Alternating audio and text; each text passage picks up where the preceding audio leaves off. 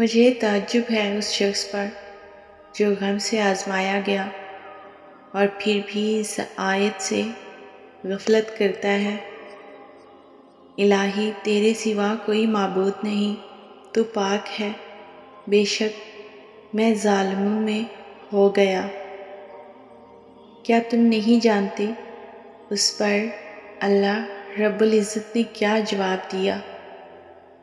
اللہ نے فرمایا، تو ہم نے اس کی پکار سن لی اور اسے غم سے نجات دے دی، اور ہم ایمان والوں کو ایسے ہی بچا لیا کرتے ہیں۔ اللہ پر بھروسہ اس پھول کی طرح رکھو جو راستے کے کنارے اگتا ہے، جسے نہ کسی نے بویا ہوتا ہے اور نہ کوئی راہگیر اسے پانی دیتا ہے، اللہ ہی اس کا خیال رکھتا ہے۔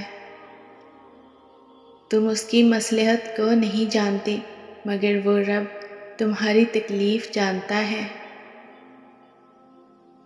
جب اللہ کو پانے کے لیے نکلو گے نا، تو راستے میں لوگ ساتھ بھی چھوڑ دیں گے، دکھ اور تکلیف کا باعث بھی بنیں گے۔ بس تم ہمت نہ ہارنا اور اس سوچ میں آگے بڑھتے جانا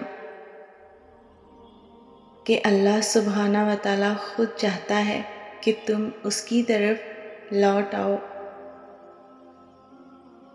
نہ ہی آپ کے رب نے آپ کو چھوڑا اور نہ ہی دشمنی اختیار کی، اور آپ کا آنے والا دور آپ کے گزرے ہوئے دور سے بہتر ہوگا، اور عنقریب آپ کا رب آپ کو اتنا کچھ عطا فرمائے گا کہ آپ خوش ہو جائیں گے۔ ہدایت اور اللہ کی محبت دو ایسی چیزیں ہیں جو مانگے بغیر نہیں ملتی۔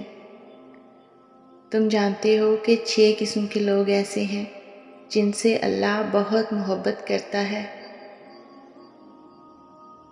پہلے وہ جو کثرت سے توبہ استغفار کرتے ہیں، دوسرے وہ جو اللہ کی بہت عبادت کرتے ہیں اور اللہ کی حمد بیان کرتے ہیں، تیسرے وہ جو اللہ کی راہ میں سفر کرنے والے ہوتے ہیں،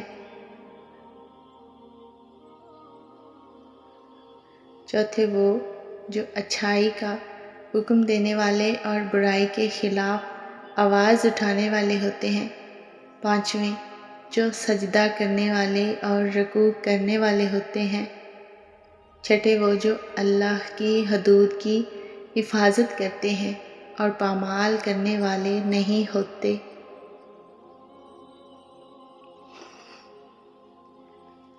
اپنے اعمال کی خبر کسی نے نہیں رکھی مگر ہاں خدا سے مقدر کا ہر کسی کو گلہ بہرحال رہا۔